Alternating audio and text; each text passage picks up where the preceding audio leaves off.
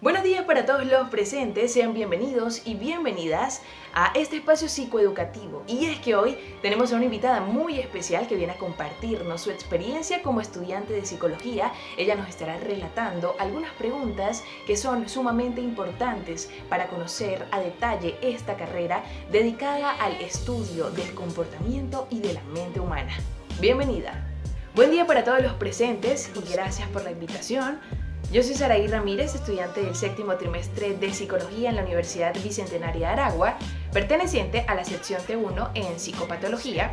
Aprovecho este espacio también para enviarle un cordial saludo a mi facilitadora Carmen Ontiveros. Gracias por ser parte de mi formación como psicóloga. Así que en este video estoy muy emocionada ya que voy a compartirles una serie de preguntas que son muy vitales para conocer a profundidad esta hermosa carrera. Como primera pregunta, me gustaría que nos contaras cuáles son las funciones que cumple el psicólogo.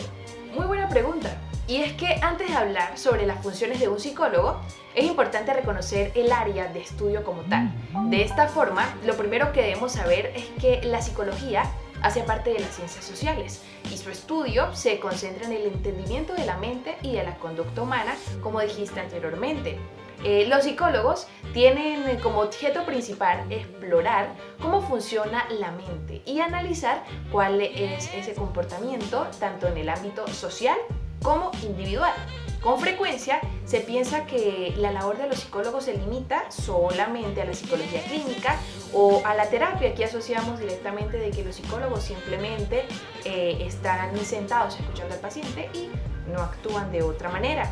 Con frecuencia se piensa que se han inclinado en estas labores clínicas, por eso debemos conocer que es un mundo de posibilidades la psicología y que hay diversas áreas y enfoques específicos, pero sí tiene un propósito en general, que es crear aquellas teorías que faciliten el entendimiento humano y que también ayuden a comprender las diferentes maneras y perspectivas de ver el mundo, también los diferentes tipos de trastornos y de enfermedades mentales. Algo también que es muy común es confundir las funciones que desempeñan los psicólogos con las que desempeñan los psiquiatras. Y si bien ambos tienen como finalidad general alivio en medio de los trastornos mentales, su capacitación, visión, métodos son completamente diferentes. La mayor diferencia entre ambos es que los psiquiatras son médicos profesionales, es decir, que realizaron sus estudios a través de la carrera de medicina y se especializan en psiquiatría para evaluar los trastornos mentales en su paciente desde ese enfoque, pero los psicólogos de un enfoque totalmente diferente. Pero más adelante estaremos hablando a profundidad acerca de estas diferencias. Ahora sí, vamos a enfocarnos en cuáles son sus funciones. Y es que sus tareas son más de las que piensas, pues además de escucharte durante las sesiones, también deben realizar un minucioso análisis que le permita tener clara toda la información que requiere para ayudarte en tu proceso terapéutico, según sea tu caso, que perdure en el tiempo. Una de las principales funciones es orientar sesiones grupales o individuales que ayuden a evaluar los problemas de los asistentes con el único fin de lidiar con diferentes conflictos. Esto es muy específico porque por supuesto va a variar el enfoque si se trata de una terapia grupal como una de terapia individual. En algunas ocasiones se puede llevar a cabo ambas al mismo tiempo, pero cada uno tiene que conocer, por supuesto, su proceso. Otra de ellas es obtener información mediante entrevistas, historial médico y diferentes técnicas de observación. Los psicólogos siempre están aplicando diferentes métodos, pero siempre van a hacer lo que son la historia clínica del paciente. También cumplen esa función de documentar la información de cada uno de sus pacientes, en donde se encuentren, también los apuntes de las sesiones, los progresos obtenidos, siempre van teniendo como que un seguimiento a cada uno de ellos. Por supuesto, también incluiría lo que son las recomendaciones y planeaciones del tratamiento. Ellos utilizan siempre diferentes métodos que le permitan llegar a fondo el problema del paciente, y en algunas ocasiones esto requiere pues varias sesiones, no es de un día para otro que se comienzan a ver cambios, y es por ello que también se guían por bibliografías que permitan comprender con mayor precisión el caso de cada uno de los pacientes. Una de las funciones primordiales es diagnosticar trastornos psicológicos emocionales y de conductas gracias al manual diagnóstico DSM-5 y también de la mano con el CIE-10. También está presente para orientar al paciente para que cuente con las herramientas necesarias para la resolución de problemas, que es al final y al cabo lo que siempre quiere un paciente. Él siempre va a llegar buscando soluciones. Por supuesto, el psicólogo no las tiene todas, pero pues sí te puede facilitar una serie de herramientas para que vayas caminando de la mano del terapeuta en tu proceso. También está la función de remitir a los pacientes a otros especialistas cuando éste lo amerita, por ejemplo, a psiquiatría, cuando el paciente pues necesita algún tipo de medicación, o también a toxicología, y así sucesivamente. Si tiene el paciente algún problema alimenticio, lo remite hacia también el especialista en su materia, pero pues sí tiene esa función de poder remitir. En el campo laboral, los psicólogos cada vez tienen más relevancia, pues les permiten a las empresas pues poder construir equipos de trabajo. También está presente en las organizaciones, en esa especie de campo, y pues allí también tendrían funciones específicas. Y es que los psicólogos en el campo organizacional tienen funciones de evaluar actitudes, habilidades, intereses, también aquellas características que necesitan resaltar los empleados de la empresa, y pues es muy común. También ellos pueden brindar asesoría ocupacional para conocer el perfil profesional y la vocación de los empleados de una organización. Puede aconsejar a los empleados para enseñarle técnicas de resolución de problemas, y pues esto también se puede abarcar a otras ramas de la psicología, y pues todos van a tener como tal ese enfoque específico, el cual es la resolución de problemas, poder brindar herramientas, que es una de las funciones que siempre van a destacar. Podría decir que los psicólogos pueden ejecutar unas tareas diarias en las que pongan en práctica cada uno de esos objetos, pues de esta forma pues van a garantizar el correcto tratamiento de sus pacientes, y en alguna de estas garantizar el correcto tratamiento. Y es que cuando ellos analizan, evalúan, diagnostican posibles trastornos y comportamientos en los pacientes, también deben como que guiarlos para que puedan entender un poco más acerca de la enfermedad. En algunas ocasiones hay pacientes que desconocen, por supuesto, cuál es su diagnóstico, pero ellos no tienen esa función de señalizar o algo así, sino todo lo contrario, de ayudar a encontrar una ruta, una guía que permita poder encontrar el bienestar del paciente y que pueda manejar de la mejor manera el trastorno que está atravesando, y que pues esto no va a definir su vida, sino que pues va a poder continuar con todas sus labores, por supuesto con su debido seguimiento, y pues si tiene esas herramientas va a poder seguir adelante. Y es que también el psicólogo tiene la función de aconsejar en lo referente al desarrollo y ajustes, tanto a nivel personal, social, vocacional, también en el ámbito de pareja, ya que pues este puede planear y poner en práctica programas de tratamiento. También a través de métodos va a poder establecer y formular hipótesis de acuerdo con las condiciones de cada paciente, y es que pues esto puede variar notoriamente, porque en cada uno de ellos siempre va a haber un proceso totalmente diferente. En ningún caso va a ser igual al anterior, a pesar de que la persona pueda presentar la misma sintomatología o que pueda presentar el mismo trastorno. Eso no significa que se va a abordar de una sola manera, y es por ello que aquí entraría la función de que el psicólogo también es multidimensional, siempre va a estar adaptándose específicamente a cada paciente. Aquí no tiene la capacidad de encasillar, porque si lo hace puede que el seguimiento del proceso vaya a ser de una manera no tan satisfactoria. Y es que también está la función de brindar acompañamiento emocional, que esta es muy importante, ya que gran parte de los psicólogos pues están entrenados, estamos siendo entrenados para ayudar a los demás.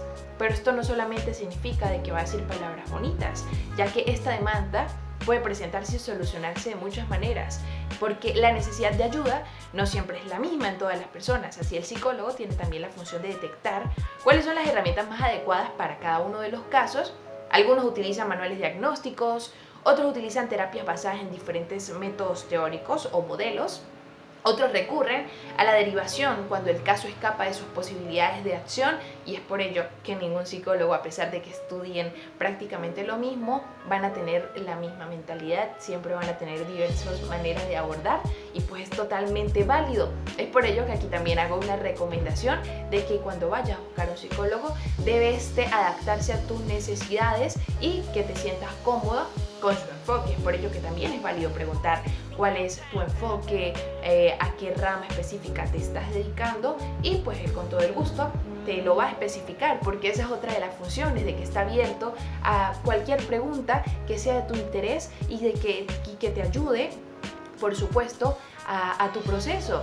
Y es que gracias a ellos podemos comprender cómo creamos y somos afectados por la sociedad. Esta función es más o menos reciente en la historia de la psicología y se corresponde con esos aspectos de especialidad social, ya que pues, es muy diferente la manera de relacionarnos, tanto de manera familiar como cuando estamos presentes en una sociedad, ya que la psiquis está influida notoriamente cuando una sociedad piensa una cosa de los individuos y somos una cosa totalmente distinta. De hecho, gran parte del desarrollo tradicional de la psicología social se ha fundamentado en esta idea, y pues es muy importante porque anteriormente no existía esta disciplina que estaría enfocada directamente solo en lo social, y pues podemos darnos cuenta ahora en la actualidad que pues el ambiente, las personas con las cuales estemos relacionadas, pues puede influir notoriamente en nuestro comportamiento. Otra función es que también ofrece estrategias para el desarrollo humano, en tanto que la psicología se ofrece como una herramienta para comprender al ser humano también de una manera objetiva, favorecer y fomentar las maneras en las cuales se va a desenvolver positivamente en sí mismo de manera intrínseca. Así, una de las funciones más recientes del psicólogo ya no se encarga solamente de acompañar o incluso curar, como hemos venido estudiando anteriormente, de que los psicólogos solamente estaban presentes para curar y esa era solamente su función. Ahora en la actualidad ha cambiado anteriormente, ya que los malestares no se tratan solamente de curar, sino de ir más allá, comprender y favorecer los bienestares. Otra función que también podría destacar es que es conocer y favorecer el desarrollo cognitivo del paciente. Es muy característica esta función, ya que el describir, estudiar, comprender cómo es que actúa la inteligencia, el razonamiento, la planeación a futuro, la memoria, la atención, el aprendizaje, todas estas, diría que incluye el examen mental, lo estudia a profundidad, y pues estas actividades se van a destacar en cada uno de los procesos cognitivos del individuo. Es por ello que pues hay que conocer cada una de ellas para poder establecer esa función cognitiva. Otra función específica es asesorar los procesos de reclutamiento y manejo de personal. Durante su desarrollo, pues la psicología ha tenido que adaptarse a distintas necesidades sociales e individuales. En el momento actual de nuestra civilización, en pleno 2022, las relaciones industriales, las organizaciones son fundamentales para nuestra vida diaria, y también es importante de que estos sectores del mundo también cumplan y tengan a un psicólogo, que es muy importante. Otra de ellas es desarrollar conocimiento sobre relaciones entre biología y comportamiento. Esta función también es muy importante, y más que función podría decir que es una tarea principal del psicólogo, ya que es importante conocer la relación entre la conducta y nuestra composición biológica. Esto es conocer cómo es que nuestras acciones, incluso nuestros sentires, se conectan con nuestra fisiología o con la actividad de nuestro cerebro. Es por ello que también los psicólogos se enfocan en estudiar lo que es la somatización del paciente, y es por ello que también va de la mano con la biología y con muchísimas más áreas. Todas están conectadas entre sí y se ayudan y se complementan entre ellas.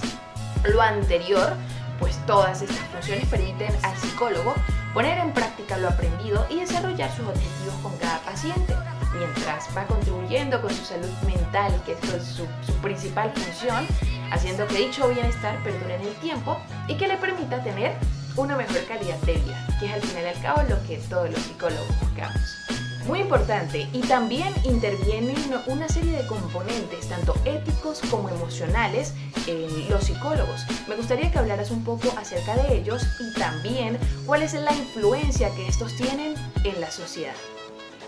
Muy buena pregunta, y es que claro que sí, aquí influyen componentes tanto éticos y emocionales y también van a influir en la sociedad actual.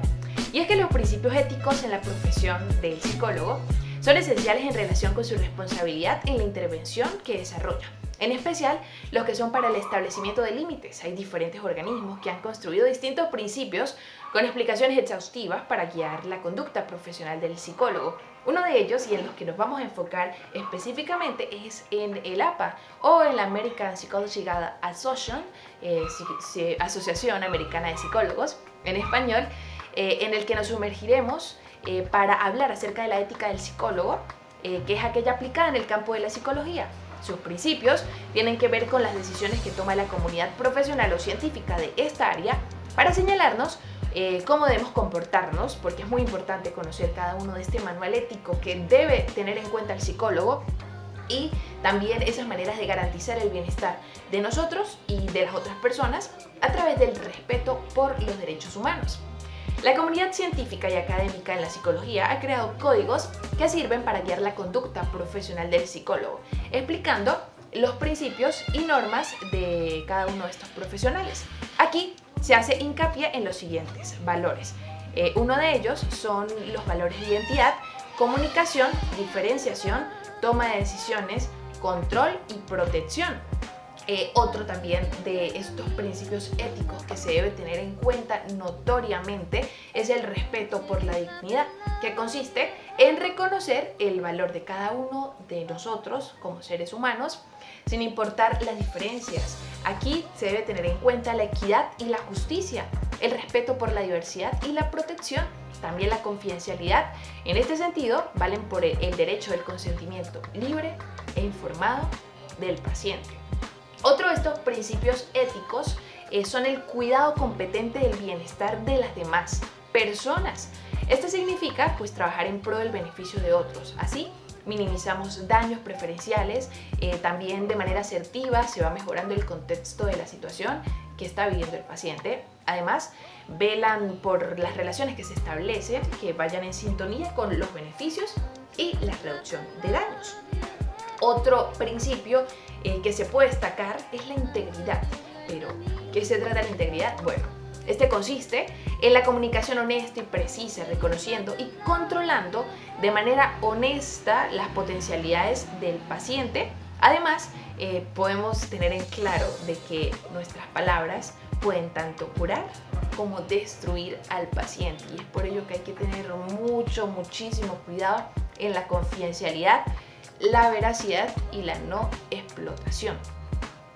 Es de gran responsabilidad, por supuesto, tener un diagnóstico claro, y es por ello que este es otro de los principios. La responsabilidad profesional y científica con la sociedad. Este irá en sintonía con las contribuciones al conocimiento del comportamiento. Además, la comprensión de las personas y de las normas éticas. Siempre pues se va orientando a que el psicólogo tenga claro cada uno de estos principios para evitar cualquier tipo de inconveniente. Y es que otro de los principios que se puede señalar es la beneficencia y no maleficencia. Los psicólogos debemos esforzarnos por sumar con nuestra labor, con independencia del lugar y del escalón que ocupemos de la empresa o institución, al equipo en el cual estemos nosotros integrados. Es por ello que pues entre colegas psicólogos siempre debemos apoyarnos y no restar, siempre sumar, porque hay cuestiones de que pues son sumamente necesarias tener un apoyo, tener como que ese núcleo al cual poder recurrir al momento de una duda o de un debate que se pueda existir por una solución en específico. Y es que pues sí se puede hacer, se puede dialogar, pero siempre y cuando tener en cuenta teniendo en cuenta lo que es la responsabilidad y la fidelidad. Debemos establecer relaciones de confianza con quienes trabajamos. Además, mantener las normas de conducta profesional, aceptando la responsabilidad y el manejo de conflictos de intereses de una manera totalmente adecuada.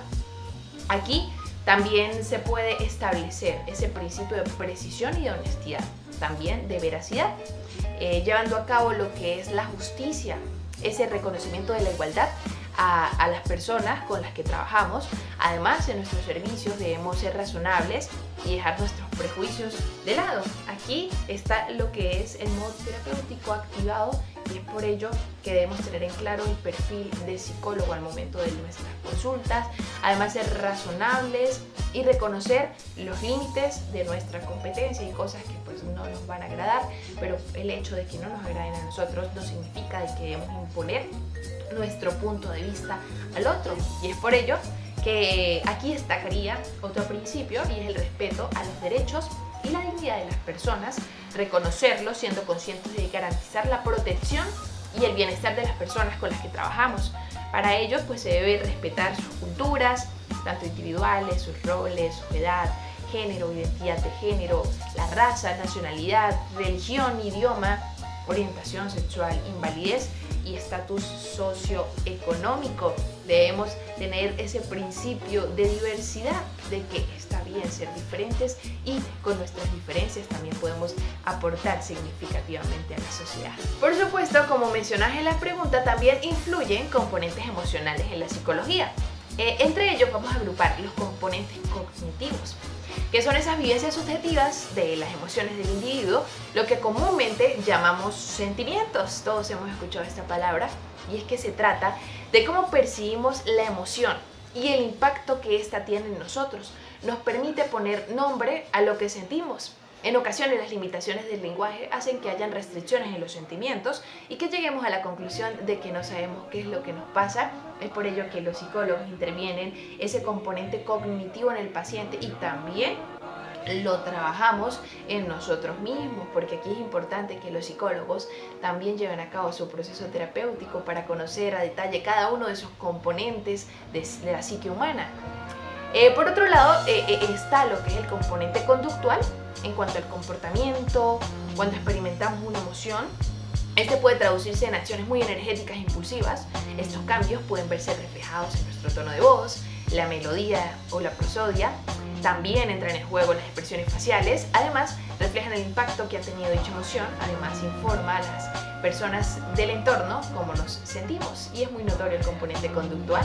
Es por ello que los psicólogos también tratan este componente para ver cómo una persona se va encaminando en su proceso y que hay notoriedad al momento de realizar alguna acción.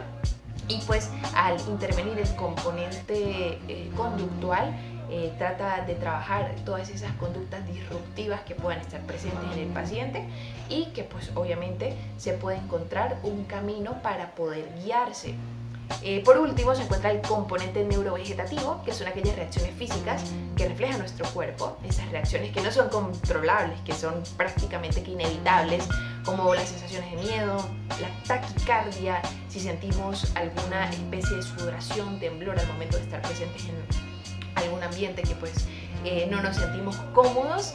Es importante reconocer cada uno de estos tres componentes que siempre van a estar presentes en cada una de las personas, aunque hay una de ellas que pues no sabe cómo controlarlas, como hay otros que pues sí saben cómo hacerlo, pero al final y al cabo esa es la labor del psicólogo, por identificar cada uno de estos tres componentes para poder establecer pues una buena ruta. Y como he señalado varias ocasiones, voy a reiterarlo una y otra vez, y es que los psicólogos también deben conocer a detalle estos componentes, tanto en ellos mismos, para luego evitar proyecciones o evitar involucrarse directamente con el paciente más allá de lo que es el nivel terapéutico. Y pues si se comienza este proceso, pues va a ser mucho más sencillo. Ahora que ya conocemos los componentes emocionales y éticos que intervienen en los psicólogos, podemos conocer un poco acerca de cómo realizan los diagnósticos y si estos pueden variar tanto en las sociedades o en las culturas. Entramos a estas preguntas de los diagnósticos y la verdad es que hay que tener en claro que el diagnóstico es fundamental para la prescripción de un tratamiento que permita cumplir con una finalidad de brindar atención adecuada ante un problema de salud. Si el diagnóstico es equivocado, la probabilidad de actuar inadecuadamente es muy alta. Aquí no es un juego, se implica muchísimas cosas, mucha responsabilidad e incluso puede agravar la condición del paciente. Cuando se trata de salud mental, no es posible contar con criterios externos de validación del diagnóstico. No existe aún sí es posible que existan test de laboratorios que confirmen o refuten el diagnóstico de manera clave o determinante. Consecuentemente, en este campo, el diagnóstico es el resultado de la aplicación del conocimiento, de las habilidades y la experiencia profesional de la salud. Esto hace que el mismo se constituya en un problema intrínseco de la clínica. El psicodiagnóstico es ese proceso por el cual se identifica un trastorno, la condición psicopatológica que pueda tener el paciente, no solo para explicar qué ocurre, sino fundamentalmente para planificar un tratamiento. Es por ello que pues, no se realiza la etiqueta del trastorno, pero esta puede ayudar obviamente a poder ejecutar una buena ruta dependiendo pues, de las necesidades del paciente. Esto implica técnicas, implica modelos que constituyen métodos de diagnóstico, modelos psicopatológicos que se encuentran en la base de los procedimientos psicoterapéuticos que están vinculados directamente con la forma en que se aborda la psicología. Esta forma de concebir el diagnóstico responde al modelo médico y debido al prestigio de este último, pues se ha convertido en dominante en los países centrales y buena parte del mundo. Estos modelos pues siempre se van a implicar notoriamente. Ahora bien, tú me preguntas si existe como que una especie de influencia entre los diagnósticos en diferentes partes del mundo y la respuesta es sí. Hay diagnósticos que son completamente diferentes y maneras de abordar un trastorno en los países, diría que los asiáticos, a unos totalmente diferentes en los países latinos. Es por ello que pues se debe tener en cuenta lo que es el análisis de cada uno de los trastornos dependiendo de la prevalencia de los países. En psicología se ve una materia llamada métodos de investigación y de abordaje psicoterapéutico. Allí pues se hace como un estudio exhaustivo de cuáles son los métodos que puedan servir para una sociedad y cuáles no, porque esto puede influir notoriamente en los resultados. Aquí entraría una pregunta muy común que realmente siempre está allí como objeto de debate, y es que es lo mismo los psicólogos, los psiquiatras, los coach motivacionales o los videntes o aquellos espiritistas. Me gustaría que nos dijeras acerca de qué son cada una de ellas y cuáles son las diferencias. Claro que no es lo mismo. Existe mucha confusión acerca de este tema. En cierto modo, es normal porque existe poca información fiable al respecto. Primero, debemos conocer cada uno de los términos. En primer lugar, el psicólogo. Es aquel profesional de la psicología que observa al paciente en acción y selecciona o administra, también interpreta pruebas psicológicas para diagnosticar los desórdenes y utiliza diversas técnicas psicológicas, tanto terapia y psicoterapias, con el fin de mejorar la adaptación del individuo. Ahora bien, por otra parte, se encuentra el psiquiatra. Es aquel médico especializado en evaluar, diagnosticar y tratar a pacientes con enfermedades mentales y su tratamiento farmacológico. Aquí pues siempre podemos notar de que existe una gran diferencia entre psicólogos y psiquiatras, pero pues más adelante vamos a detallarlos. Por otra parte, se encuentra lo que es el coach motivacional, y es aquella persona que se encarga de transmitir un conjunto de técnicas que se suelen utilizar para enseñar a las personas a desarrollarse y a crecer en un nuevo ámbito. Por otra parte, y por último, se encuentra lo que son los conocidos videntes, aquellos guías espirituales, aquellos que leen cartas o que se guían en el horóscopo, en fin, son aquellos individuos que disponen de una capacidad sobrenatural para anticipar el futuro o descubrir aquellas que no se conocen. Se les atribuye a sí mismo sin que puedan demostrar fehacientemente o verídicamente la validez de su afirmación. Después de analizar qué es cada uno de ellos, podemos establecer que las principales diferencias son las siguientes.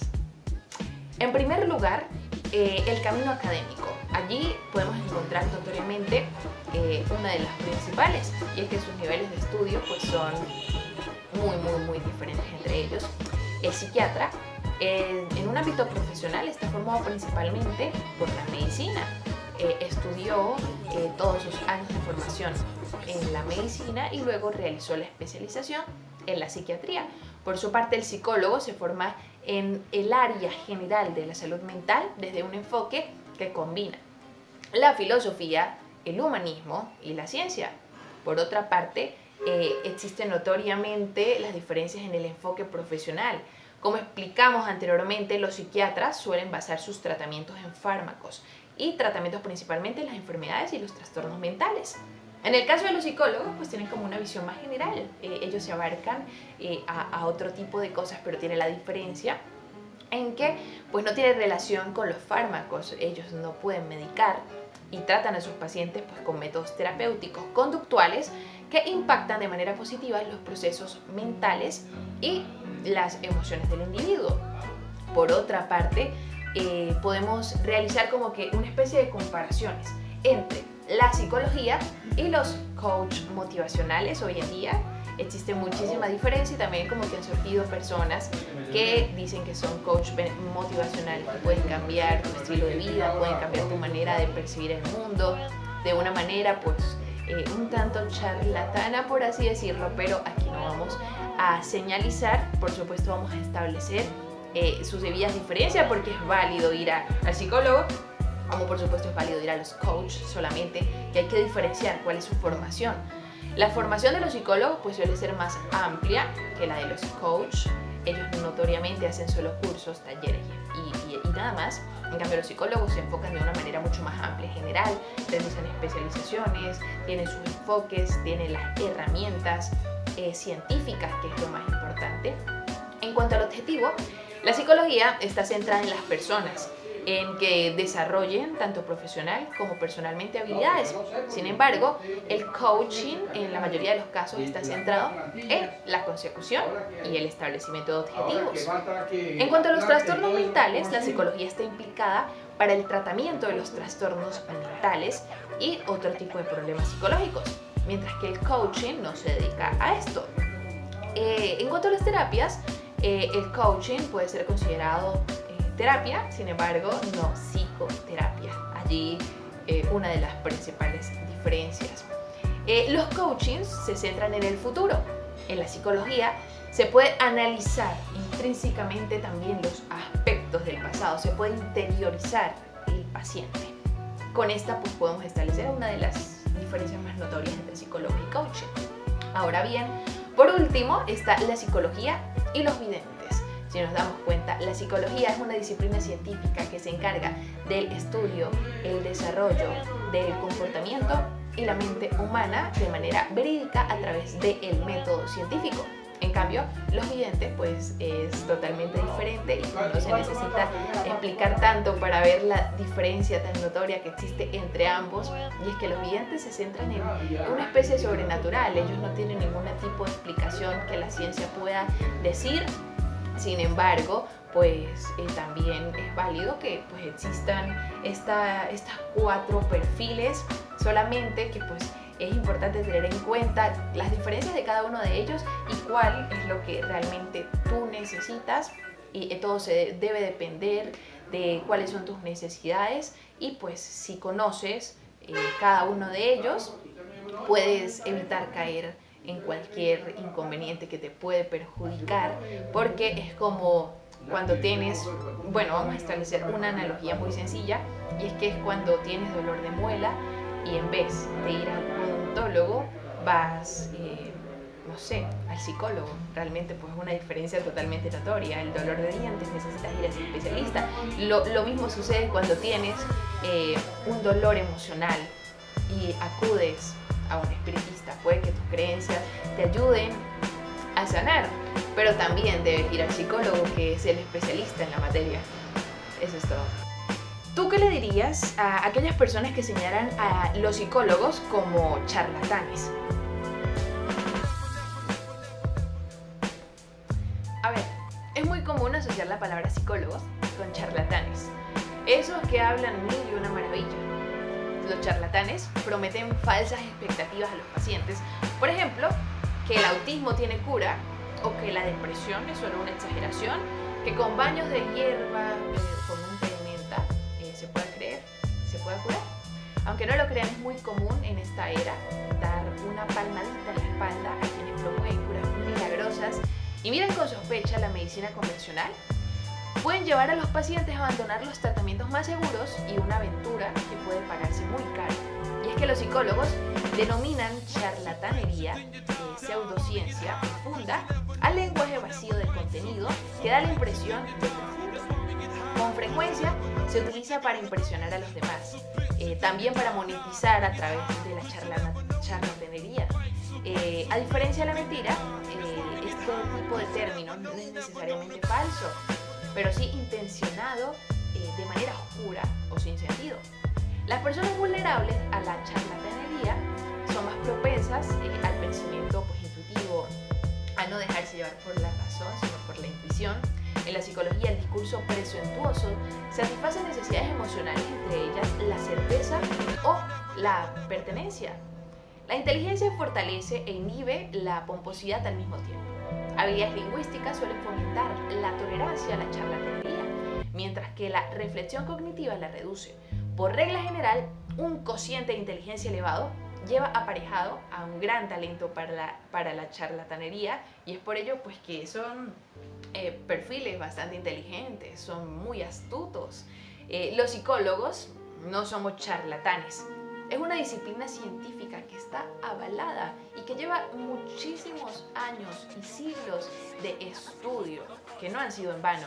Es cierto que ni la ciencia ni los científicos son infalibles, no somos infalibles. Y es cierto también que la ciencia es un gran camino que va lleno de curvas. Lo que se creía verdadero puede ser revisado y refutado. Por eso existen varias teorías que dicen tener la razón, pero luego llega otra y es totalmente lo contrario. A partir de allí, estos procesos sistemáticos a la verificación de otros aspectos, el conocimiento científico es siempre preliminar. Nos ofrece una aproximación a la realidad, la mejor que podemos obtener hasta el momento. Si se ha hecho bien la tarea, se trata del esfuerzo colectivo de edificar sobre los cimientos que otros instalaron. Es por ello de que los psicólogos no somos charlatanes. Todo el estudio que se lleva a cabo lo hacemos con todo el cariño y por supuesto con toda la responsabilidad posible. Y es importante también que la sociedad se psicoeduque para que aprenda a diferenciar y aprenda a detectar quién está siendo un charlatán contigo y quién realmente te está diciendo la verdad. Para ello hay títulos que avalan. También está el Colegio de Psicólogos, donde tú puedes fácilmente consultar y seguir también a tu terapeuta para que también evites caer en este tipo de problemas que al final y al cabo te van a afectar tanto a ti intrínsecamente, a todo tu proceso terapéutico. También puede afectar a tu bolsillo porque estás entregando tu dinero, tu esfuerzo, tu sacrificio a alguien que en vez de ayudarte, lo único que va a hacer es empeorarte. Pero la clave de todo esto, la clave de eliminar la charlatanería es, por supuesto, evitar a toda costa la mediocridad. Y para ello, ¿cómo debes hacerlo? Orientarte, estudiar, preguntar y, por supuesto, guiarte de personas que realmente saben de la materia, porque tu salud mental no es un juego, tu salud mental no es algo que vas a entregar a cualquiera y que necesitas, por supuesto, tener un respaldo que te diga: estoy haciendo bien las cosas y me estoy guiando de las personas correctas, tiene un aval científico. Y es por ello que te invito a que sigas orientándote y que gracias a lo que hablamos anteriormente de las diferencias de estos 4 perfiles podemos evitar caer en la charlatanería. Todos sabemos que realizar un diagnóstico implica bastante responsabilidad, pero ¿por qué es tan importante realizar diagnósticos certeros? Muy buena pregunta. Vamos a hablar un poco acerca de dar un buen diagnóstico, ya que es fundamental para poder aplicar el tratamiento adecuado, como hemos venido explicando anteriormente. Esto también puede acortar el tiempo de sufrimiento en el paciente y permite retomar la vida diaria de una manera satisfactoria. Y algo muy importante, y es que evita que se cronifique aquello que le llevó a solicitar tratamiento en su momento. Es por por ello que es realmente importante tener en cuenta cada uno de los criterios de evaluación, por supuesto abordar de manera exhaustiva lo que son los criterios diferenciales y por supuesto la prevalencia, el pronóstico, esa impresión diagnóstica que pueda tener el paciente, ya que pues obviamente va a cambiar su vida de una u otra manera. Es muy importante que el psicólogo se oriente y estudie a detalle el trastorno que está tratando, cuáles son las herramientas que se puedan adaptar a su caso, cuál es el enfoque que realmente necesita, si pues necesita alguna interconsulta, ser evaluado también con un psiquiatra a medida que necesite medicación o también con algún experto de la materia, ya que es un estudio de manera exhaustiva y es por ello que mediante el análisis y el sumo compromiso que pueda tener el psicólogo se puede llevar a cabo un diagnóstico de manera certera. ¿Qué tan consciente es usted del compromiso que conlleva trabajar con una de las áreas más importantes del ser humano, como es la dimensión de la mente? Esta es una pregunta pues muy interesante, ya que pues no se trata solo de ayudar a los demás, es comprender la mente, entenderla, estudiarla. Y todos creen que el psicólogo, solo por entender la mente y atender a otros, ya es un ser que no es afectado por los problemas humanos. Esto es algo completamente mentira. El psicólogo, como experto en el comportamiento, puede ayudar a los individuos a enfrentarse a los cambios sociales que se producen en su entorno. Por este motivo, el psicólogo tiene un papel también de educador, de entrenador, para facilitar el aprendizaje de los comportamientos más adaptativos y funcionales del entorno. Esto requiere muchísimo compromiso y aparte de compromiso diría que vocación. Estudiar esta carrera te hace cambiar de una manera significativa la manera de ver al mundo. Ahora lo ves con ojos de diversidad, de que existen muchísimas maneras de hacerlo y que no es solamente un camino que guía hacia la normalidad, sino que hay múltiples variantes de colores, no todo es negro, ni todo es blanco. Existen los matices y es por ello que yo estoy muy consciente de que esta área implica muchísimo compromiso y de que también debes tener como tal tu propio terapeuta, porque te puede abrumar tantos problemas, te puede abrumar o te puedes identificar con uno de ellos, puedes proyectarte y por eso debes estar consciente de que tu salud mental es muy importante, de que a pesar de que ayudes a guiar a otras personas, no debes perderte en el camino y este es uno de mis mayores consejos para todos aquellos que se dedican a estudiar la dimensión de la mente y del comportamiento humano. Sigan así porque su esfuerzo vale la pena y están ayudando a salvar vidas de manera emocional, ya que actualmente en el 2022 necesitamos a más personas que se unan a este compromiso y que todos unamos nuestra voz para impulsar el camino en pro de la salud mental. Avanzamos con una pregunta que es muy importante y es ¿qué consecuencias implica cuando un psicólogo no actúa apropiadamente y esto puede ejercer alguna serie de consecuencia en el paciente, tanto moderada, severa o bastante crítica? Y también cuáles serían esas complicaciones legales que podrían estar implícitas cuando ocurre este acto. Es una muy buena pregunta y es que la responsabilidad profesional del psicólogo o la psicóloga se abre camino entre su sentido común, conocimientos, actitudes, donde estos aspectos se van a ver afectados por diversas variables que están relacionadas e implicadas con la formación profesional y el desempeño en el quehacer laboral. Es además el análisis de estas variables que nos afectan, donde el tema del error adquiere bastante relevancia. El error es un evento que debemos considerar, siempre debemos considerar el margen de error al momento de realizar un diagnóstico como factible si estamos conscientes de nuestro rol y marco de acción.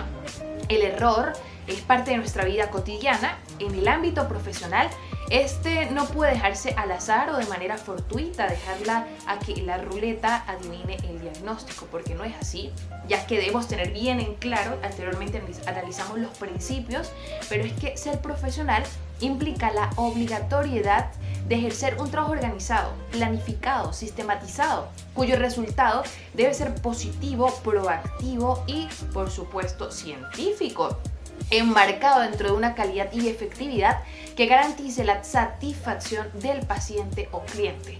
Estas conscientes del error nos permite trabajar con cuidado, analizando cada paso y proceso que seguimos para llegar a un diagnóstico y consecuentemente tratamiento o intervención. También podemos señalar que los errores en nuestra carrera son predecibles, si son consecuencia de acciones equivocadas o de obstáculos latentes en nuestro entorno.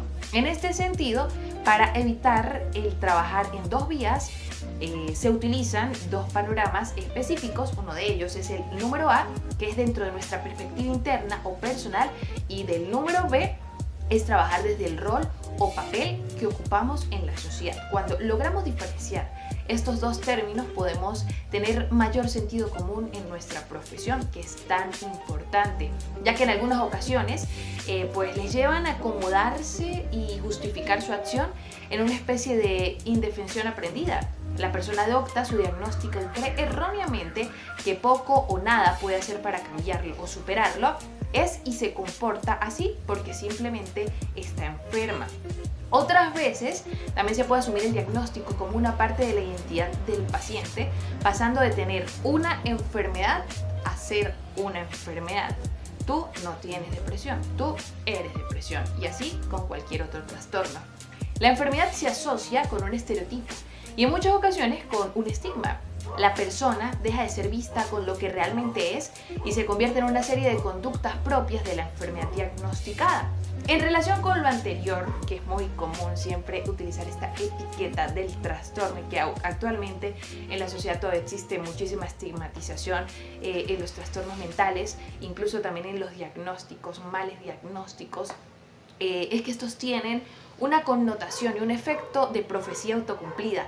El entorno de la persona con determinada enfermedad mental comienza a atender de forma diferencial y a sobreestimar los comportamientos que forman parte de la categoría y, por supuesto, subestimar a aquellos que no forman parte en su comunicación con el enfermo. Le transmiten este tipo de mensajes tal vez de una manera pues que no es tan intencional, pero de otra manera, de otra forma un poco más subliminal, van creando esa etiqueta en el paciente.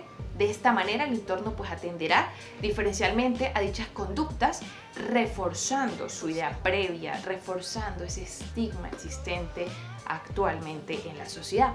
En algunos casos, las personas diagnosticadas pueden obtener una ventaja o beneficio secundario de su enfermedad, es decir, pueden conseguir beneficios de los propios síntomas.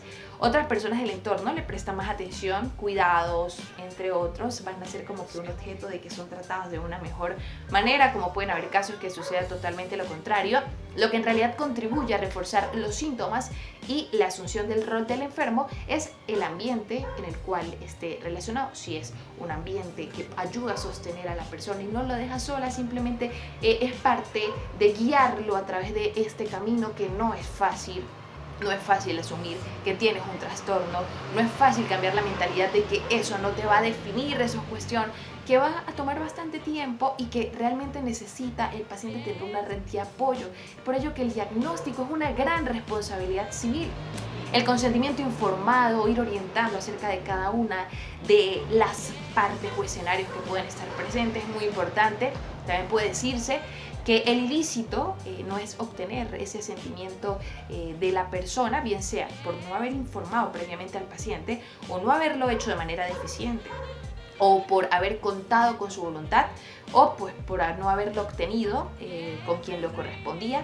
Como expresa, aquí vamos a citar un autor, es que es Castaño: con esta situación se genera una culpa por violación de reglamentos y el hecho culposo sería la implicación de un proceso terapéutico, de un test, una evaluación sin informar suficientemente al paciente o sin contar con su voluntad o contrariando a la misma. Aquí nos damos cuenta de la complejidad del asunto y de todos los factores que pueden estar expuestos al momento de cometer un mal diagnóstico. Es por ello que es gran responsabilidad de los psicólogos estudiar, analizar, interpretar, ir muchísimo más allá, porque todos los casos pueden ser completamente diferentes y podemos estar implicados legalmente al momento de realizar un mal diagnóstico.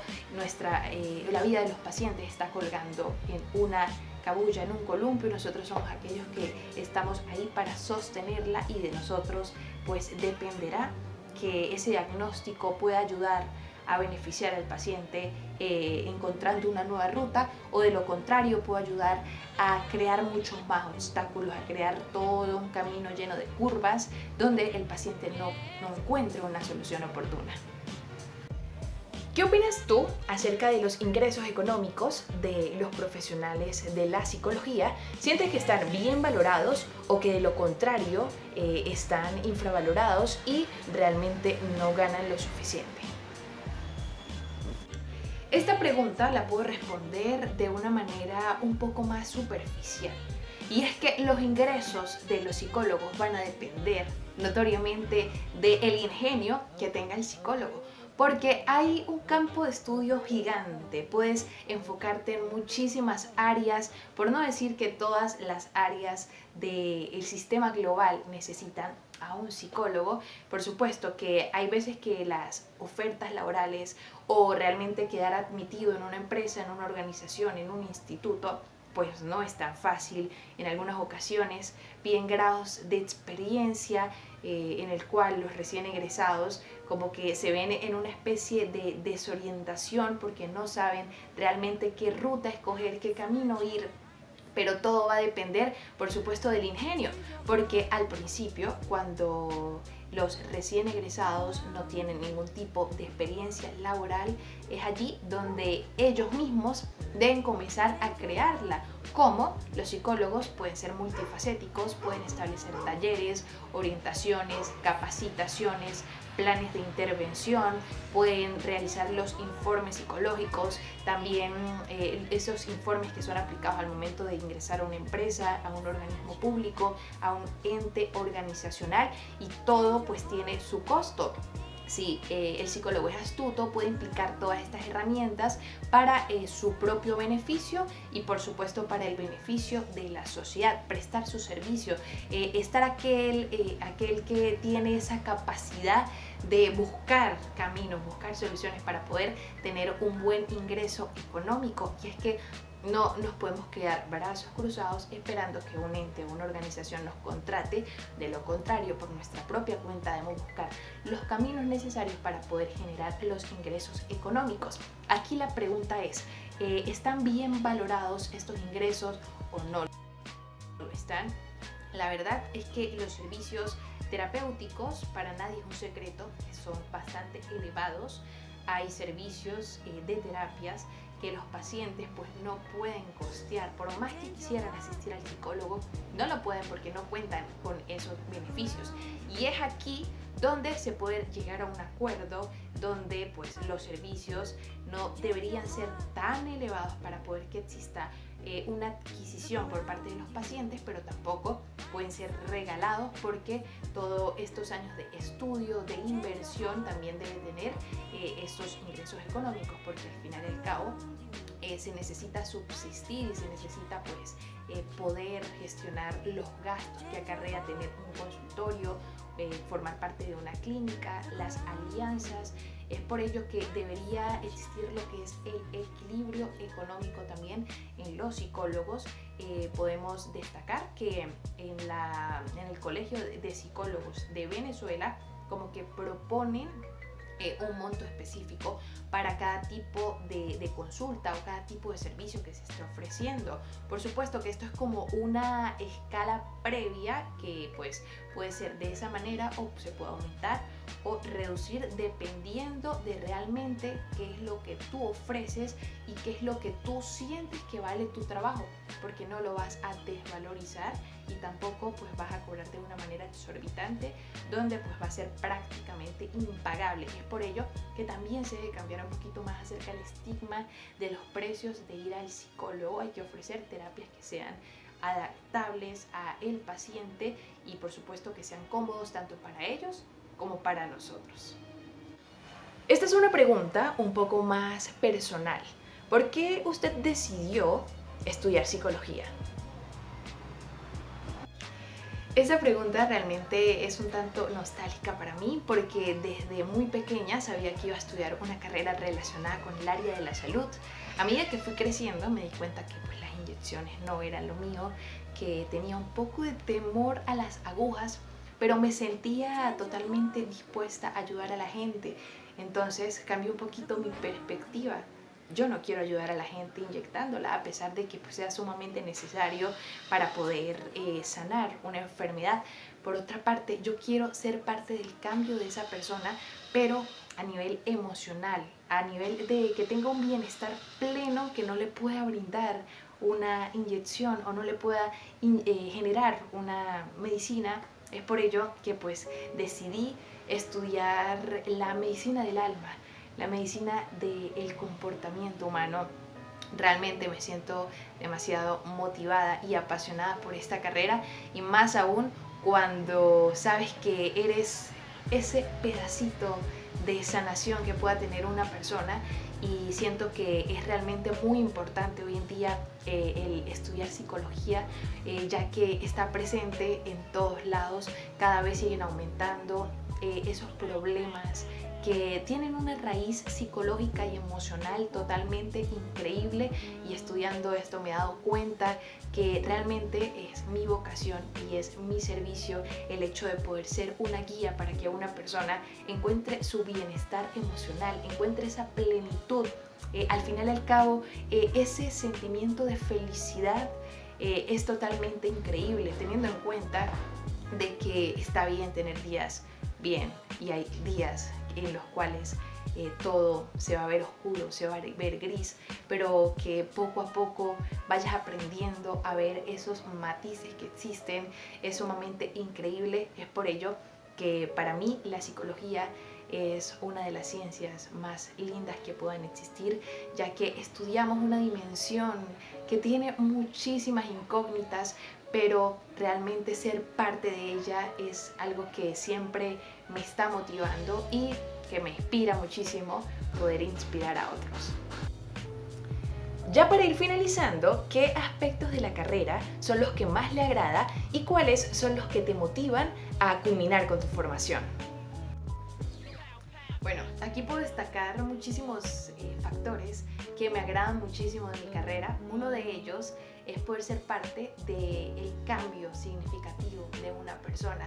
El hecho de poder guiarla a expandir y salir de esa zona de confort, que existen muchísimas más maneras de ver el mundo, de ver la vida, de abordar los problemas, ser capaz de brindar herramientas significativas para que una persona encuentre su bienestar emocional es algo que motiva bastante.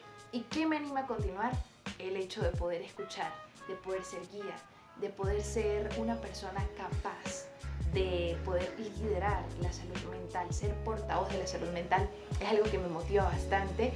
Y pues todavía me hace falta muchísima formación, pero el hecho de comenzar mis primeras intervenciones en el ámbito terapéutico, acompañamientos psicoterapéuticos, asistir a talleres, a conversatorios, a conferencias, realmente me visualizo estando en esos escenarios donde se comparte contenido psicoeducativo, donde se motiva el bienestar, a la salud mental. Es algo que realmente me anima muchísimo a seguir. El hecho de poder rodearme con niños, con adolescentes, con adultos, con ancianos, con todos los grupos etarios, para compartir historias de vida, para ser partícipe de un cambio positivo en la sociedad, es algo que siempre va a estar presente en mí y que me motiva y me impulsa todos los días.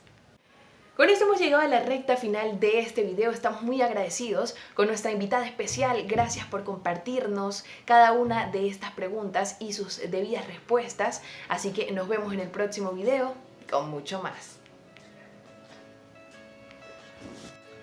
Muchas gracias por esta entrevista. Realmente ha sido un intercambio de ideas muy significativo y espero haber aportado un granito de arena con cada una de mis respuestas. respuestas. Con esto hemos llegado a la parte final, totalmente agradecida también con la profesora Carmen Ontiveros por ser parte de mi formación académica a través de esta materia tan importante y necesaria de manera profesional en lo que requiere mi carrera, psicopatología. De verdad que tuve muchísimo aprendizaje a lo largo de este trimestre. Siento que mi conocimiento se ha expandido y que continuará haciéndolo. Así que muchísimas gracias.